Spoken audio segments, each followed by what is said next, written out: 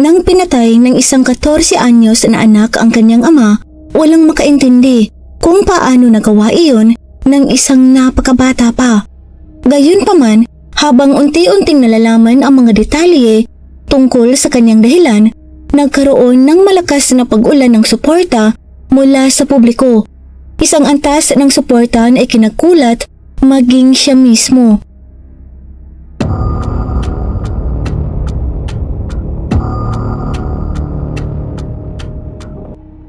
Kadalasan kapag may pumatay ng sarili niyang kapamilya, lalo na ng magulang, itinuturing ito bilang isa sa mga pinakamasamang bagay na maaaring gawin ng isang tao.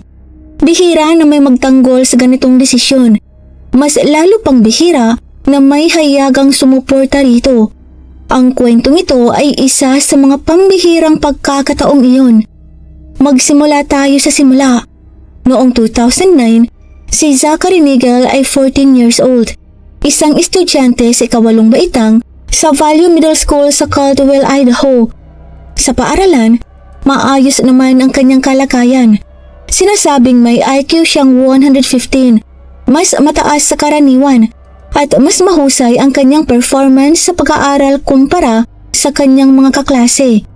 Sumali pa siya sa isang regional wrestling competition bilang kinatawan ng Valley Wrestling Club.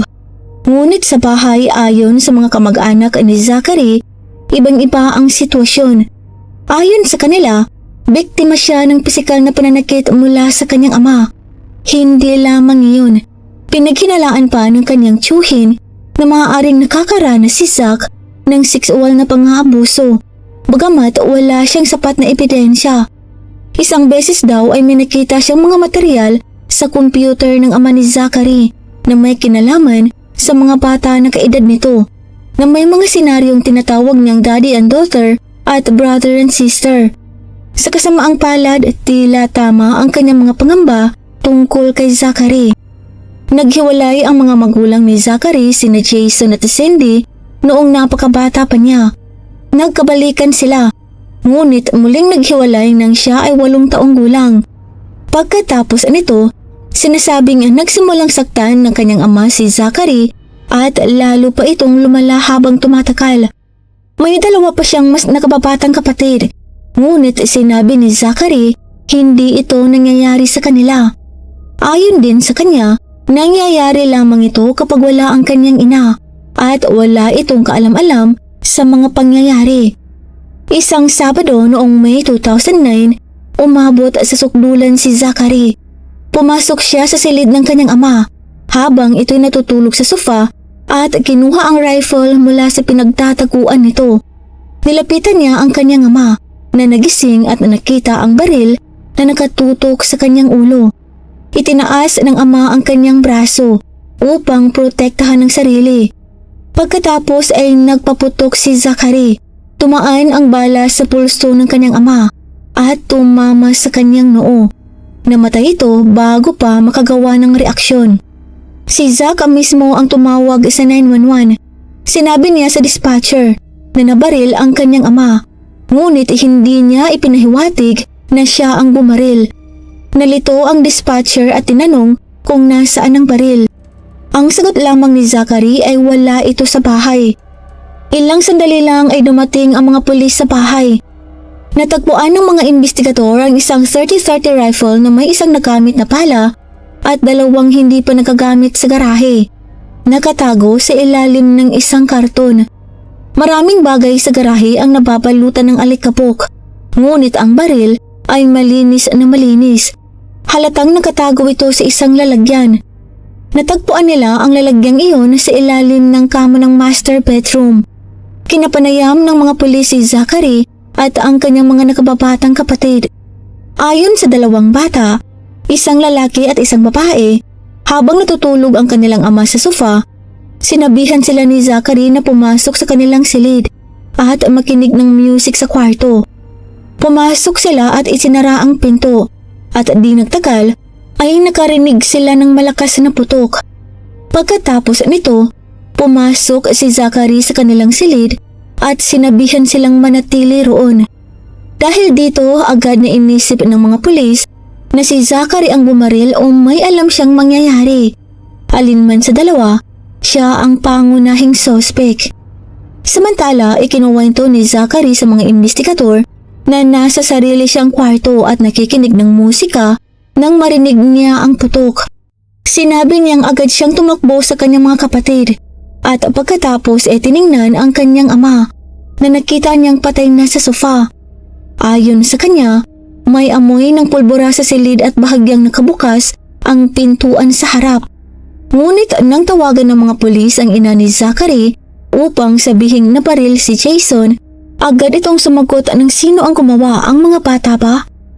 Dahil dito, nagpasya ang mga pulis na alamin pa ang ugali ni Zachary. Pumunta sila sa kanyang paaralan at kinapanayam ang ilang estudyanteng nakakakilala sa kanya. Bukod sa kanyang maayos na pag-aaral, sinabing medyo pasaway siya at hindi nakakasundo ang ibang estudyante. May reklamo pa raw ang paaralan laban sa kanya matapos siyang umihi sa locker ng isang kaklase matapos ang pagtatalo sa gym class. Kalaunan ay may nagsabi, lahat ng ito ay palatandaan na may seryosong problema ang batang ito. Walang may gusto sa kanya. Lagi siyang nag-iisa. Wala siyang maituturing na tunay na kaibigan. Habang nangyayari ang lahat ng ito, nasa ospital sa Boys ang kanyang ina. Kaya nanatili si Zachary sa bahay ng kanyang lola ayon sa kahilingan nito. Sa panahong iyon, siniling ng mga pulis sa kanya at sa kanyang lola na pumunta sa istasyon para makipag-usap. Sa panayam, hindi umamin si Zachary ngunit hindi rin tumanggi. Noong una, sinabi niyang hindi niya alam kung saan itinatago ng kanyang ama ang rifle. Ngunit kalaunan ay binago niya ang kanyang kwento at sinabing alam niya na nasa master bedroom ito. Sinabi rin ng kanyang lola, lolo at tiyuhin sa mga pulis na ang ama ni Zachary ay madalas maging marahas sa kanya. Naalala ng tiyuhin ng isang insidente kung saan sinuntok ng ama si Zachary sa ulo ng 2 o 3 beses. Ayon din sa tiyuhin, alam talaga ni Zachary kung saan nakatago ang baril. Ipinaliwanag ng mga pulis kay Zachary na batay sa anggulo ng bala na tumama sa ulo ng kanyang ama at dumaan sa sopa, tila ito ay pinaputokan ng isang taong medyo mababa ang tangkad, kasing taas niya. Sinabi ni Zach na matagal na raw walang ginagawang masama sa kanya ang kanyang ama. Nang tanungin kung ano ang ibig niyang sabihin, tumanggi siyang magbigay ng detalye. Habang inilalabas ng mga investigador ang ebidensya, naging emotional si Zach. Yumuko siya at kalaunan ay umiyak. Sinabi niya, gusto ko ng abogado. Nagsalita ang kanyang lola sa halip ng opisyal. May alam siya tungkol sa mga ginawa ng ama ni Zachary. May ibinulong siya rito at sumagot si Zachary, hindi ko na kayang sabihin ulit. Pagkatapos ay sinabi ng kanyang lola ng malakas, kailangan mong sabihin kung bakit mo ito ginawa. Naitala ang usapan at sapat na iyon para aristuhin si Zach. Noong Martes matapos mapatay si Jason Nagel, formal na inaresto si Zachary sa kasong first degree murder. Maaga pa lang ay napagpasyahang litisin siya bilang isang nasa hustong gulang. Bago pa man lumabas ang buong katotohanan, tinagurian na siyang isang problemadong batang nag-iisa at madalas maglabas ng galit at hindi gusto ng kanyang mga kaklase. Maaaring totoo iyon, ngunit ang totoong dahilan kung bakit siya kumilos ng ganoon sa murang edad ay isang bagay na mas lubos lamang mauunawaan paglaon. Noong May 24, nang dumating ang unang pagdinig ni Zachary sa korte, sinabi ng piskal na halos sigurado na silang may motibo sila para sa pagpatay, ngunit hindi pa nila ito maaaring isa publiko. Gayunpaman, may isang detective na halos nagbigay ng pahiwatig kung ano ang nangyayari nang sabihin niyang may magulong relasyon ng mag-ama at may hinalang may naganap na sexual na pang-aabuso. Dumating si Zachary sa korte na halatang takot habang binabasa ng hukom ang paratang na pagpatay laban sa kanya. Itinakda ang susunod niyang pagdinig makalipas ang 2 linggo. Nagpataw din ang hukom ng mataas na piyansang $300,000 o humigit kumulang 17 million pesos sa kasalukuyan. Dahil dito, lalo pang lumakas ang simpatsya ng publiko para kay Zachary. Isang ina sa lugar ang nagsabi sa media, "Bata pa siya at alam kong hindi lang ako ang nasasaktan ng puso para sa kanya." Marami ang hindi natuwa, nanilitis siya ng estado bilang isang nasa hustong gulang. Gayunpaman, sinabi ng dating Attorney General ng Idaho na si David Leroy na legal itong gawin. Ayon sa kanya, maraming nakakaantig at nakakaawa sa anumang kaso ng minor de edad. Ngunit kung seryoso ang krimen at ang mga naging resulta nito, dapat ding maging angkop ang pagtrato ng korte. Pagsapit ng huling bahagi ng Mayo, napakalakas na ng sigaw ng publiko kaya sinabi ng piskal ng Canyon County na si John Bohack na muling susuriin at babaguhin niya ang kasong first-degree murder. Ayon sa kanya, sa loob lamang ng isang araw ay may humigit kumulang 50 katao ang tumawag, nag-email o nagpadala ng mensahe upang tutulan ang kasong murder at ang paglilitis kay Zachary bilang isang adulto at pagkakakulong sa adult jail. Naniniwala ang mga pulis na si Zachary ay talagang inabuso ng kanyang ama sa ganoong paraan. Nang mas maraming ebidensya ang lumitaw, natuklasan nilang may maraming material na may kinalaman sa mga bata sa computer ng kanyang amang si Jason.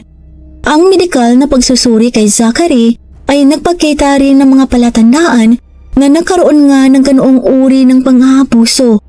Gayunpaman, hindi pa rin makumpirma ng piskal ng buong katiyakan ang mga aligasyon. Isang tiyuhin ni Zachary sa panig ng kanyang ama ang galit sa paraan ng pagtrato ng media at publiko sa kaso. Hindi siya naniniwalang kayang gawin yun ng kanyang kapatid na si Jason. Hindi niya matanggap na napakaraming nakikiramay kay Zachary bago pa matapos ang imbestigasyon. Ayon sa kanya, wala raw nabanggit tungkol sa kung anong klaseng tao si Jason. Aniya, mabuting tao si Jason. Palaging tumutulong sa pamilya at sa sino mang nangangailangan. Kung may hinalaman sa kanya bago siya namatay, bakit hindi ito inilabas noon pa? Bakit ngayon pa? Sa panahong hindi na niya maipagtatanggol ang sarili. Gayunpaman, karamihan ng suporta sa internet ay pabor kay Zach. Isang komento na naglalarawan sa karamihan ng opinyon ang nagsabi, malinaw na napuno na siya sa pang-aabuso at hindi na niya kinaya.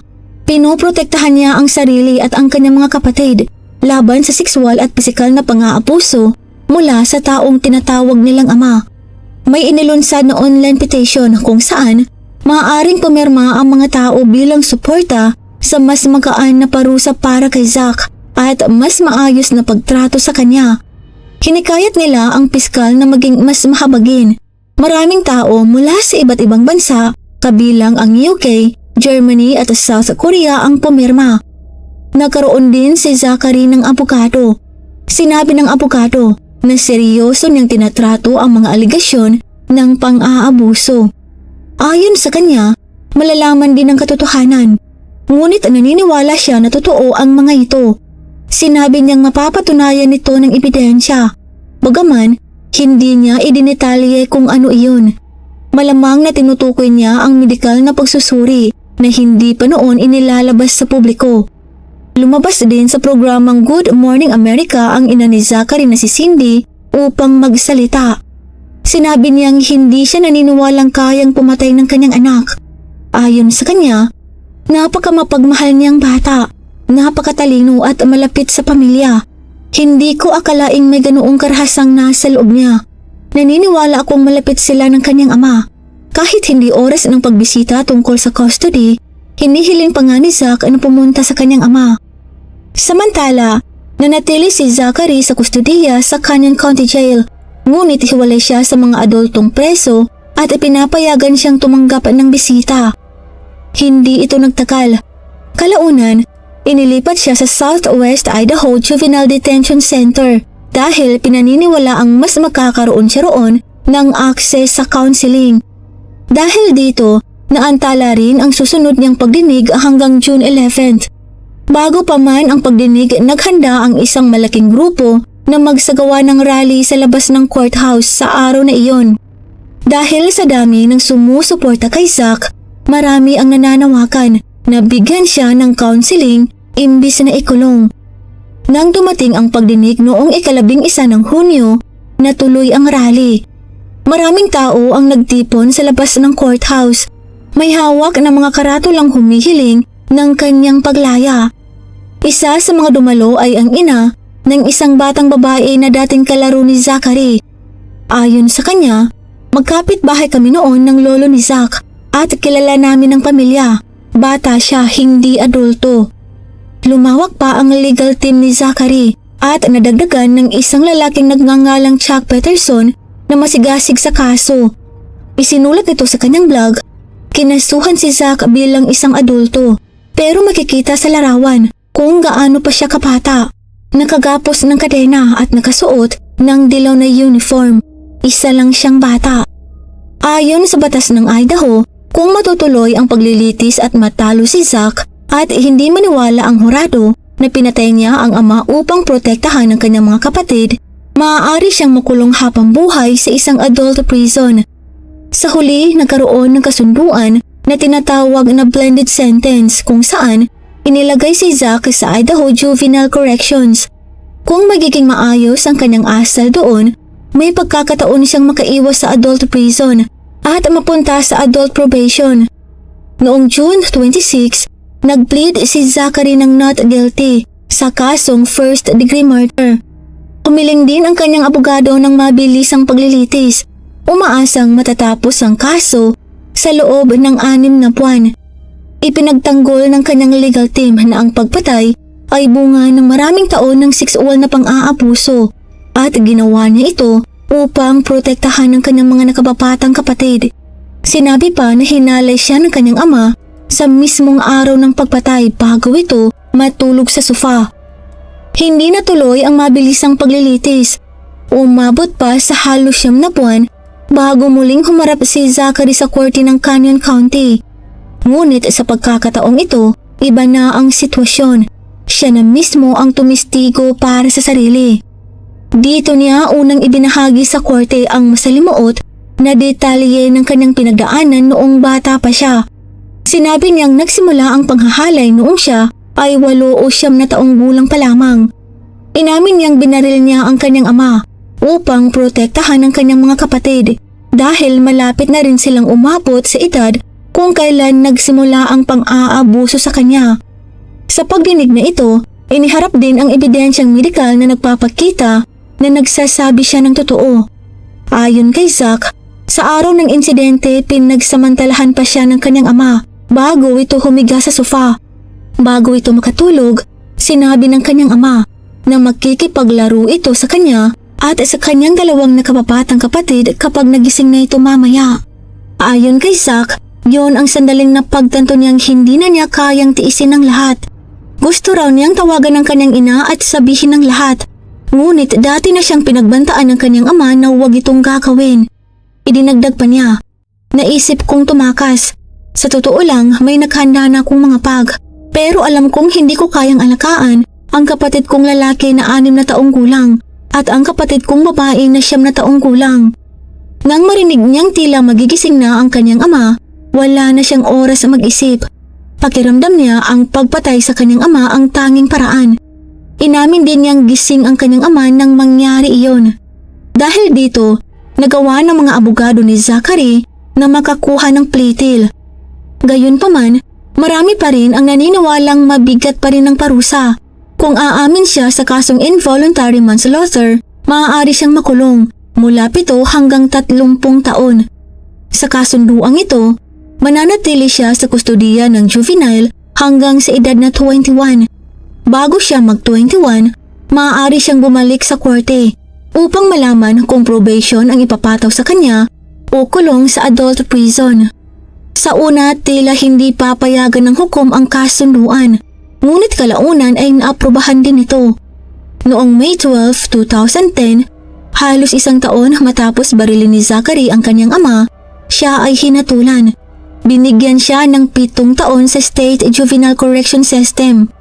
Ayon sa isa sa kanyang mga abogado, ipinahayag ng hukom ang pag-asa na makukuha ni Zach ang tulong na kailangan niya upang magbago at maayos ang kanyang buhay. Nabigyan si Zach ng pagkakataon isang blended sentence, at pag-asang makaiwas sa hatol na pagkakakulong sa adult prison. Bagamat may ilan na natuwa sa naging desisyon dahil mas magaan ito kumpara sa posibleng hatol ng kasong first degree murder, marami pa rin ang hindi nasiyahan dahil kailangan pa rin niyang magtagal sa kulungan. Gayunpaman, sa juvenile system na natili si Zachary. Ang bagong abogado niya, si Chuck Peterson, ay paminsan-minsan siyang binibisita sa kulungan. Ayon sa kanya, ako ay isang ama at hindi ko maisip kung ano ang maaaring magtulak sa isang bata para pumatay, lalo na ang sariling ama. Ang mga ama ay dapat tagapagtanggol at tagapagtaguyod. Pero naroon ang batang ito, nakasuot ng orange na uniforme, humaharap sa pinakamabigat na krimen at nililitis bilang isang adulto. Parang itinuturing siyang ganap na lalaki, gayong 4'8" lang ang tangkad niya at 80 pounds lang ang bigat. Sa isang lugar kung saan kayang buhatin ng isang preso ang ganitong timbang gamit ang isang kamay, magiging ibang tao siya, isang taong hindi na namin kayang isipin. Nagsilbi si Zachary ng kanyang sentensya sa Nampa Juvenile Correction Center.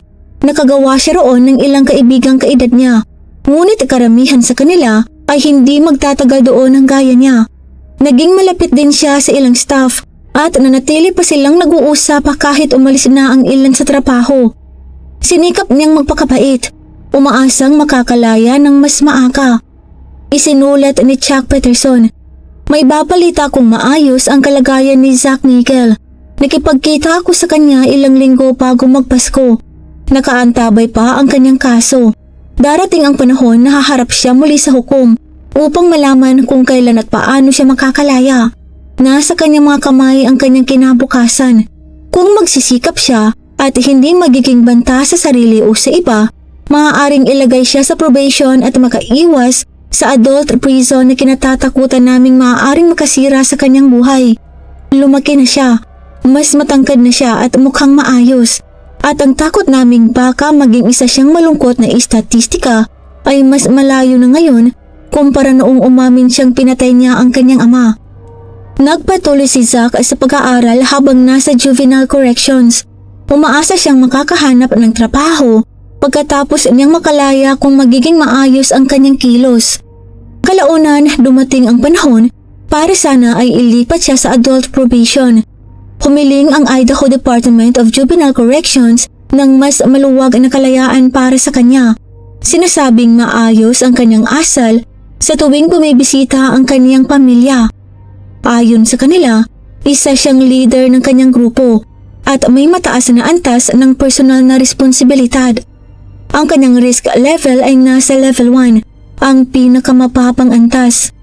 Gayunpaman, sinabi ng hukom na masyado pang maaga para dito dahil wala pa siyang 2 taon sa facility. Pinayagan pa rin siyang makaroon ng supervised visits kasama ang kanyang pamilya. Medyo nadismaya ang kanyang ina, ngunit natutuwa pa rin na magpapatuloy ang regular na pagbisita. Nagbigay rin ng pahiwatig ang hukom na maaaring palayain si Zach sa probation bago pa siya mag-21. Habang papalapit ang petsang iyon, naging maayos ang kanyang asal sa loob ng ilang panahon. Ngunit 2 linggo bago siya ilabas sa probation, nagsimula siyang magpasaway sa kulungan.